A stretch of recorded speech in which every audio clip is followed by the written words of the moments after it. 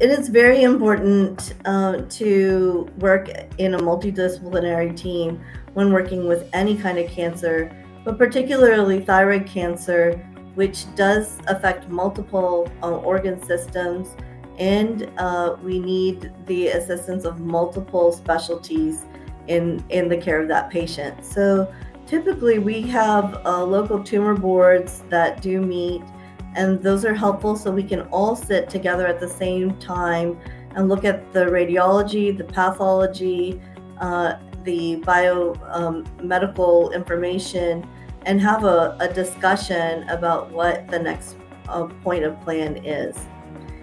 If needed, I always can pick up the phone and call the oncologist and radiologist and work through just by phone.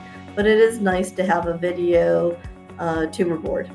I think that there are many ways. I mean, we tend to collaborate on an ongoing basis, but I think using a multidisciplinary tumor board at the beginning of any patient, especially if it's not very, very straightforward, is the best way.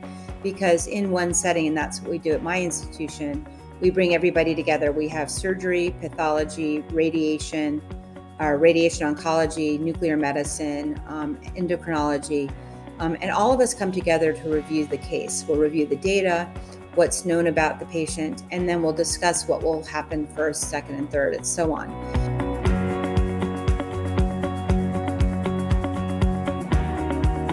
There might be another case where a patient has bulky disease after surgery, and then we might look at that patient really clearly and say, is this somebody who, we might give them a trial of radioactive iodine to see if it does anything, but we'll anticipate that it's likely that they might need more, and they'll be coming to my clinic sooner than later. So that's really how we use the multidisciplinary team. The endocrinologists are weighing in at the time about what role they think radioactive iodine will play. But also we can sort of balance out what are the benefits of each specialty and how we can incorporate them from the get-go. Now, I can do obviously managing TSH and things like that, but if I need to do more, I can reach out to my endocrinologists who are thyroid cancer experts for additional help if I need to. And we usually do that, through the EMR. We can use chat functions or through texting or just phone calls, just as we go.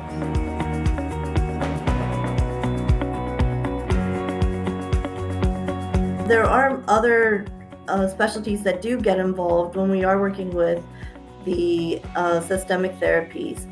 And typically, cardiology is called in to do a baseline exam, especially if there's an increase in hypertension or hypertensive risk for that patient. Occasionally, we have neurology do an assessment as well based on their stroke risk as well. But those are typically the main ones that we need.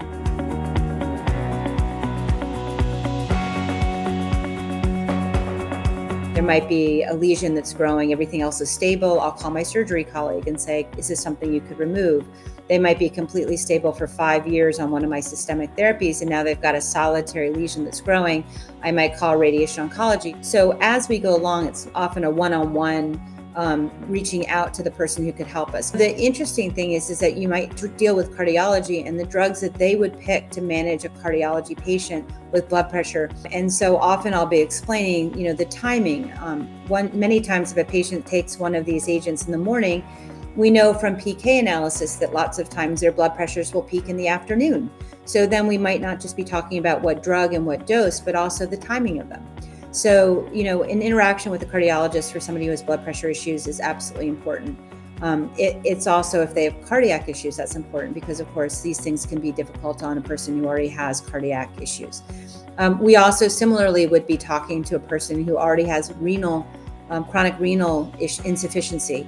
A call to the person who is in a kidney doctor, if they have one, is a good thing too, also to talk about.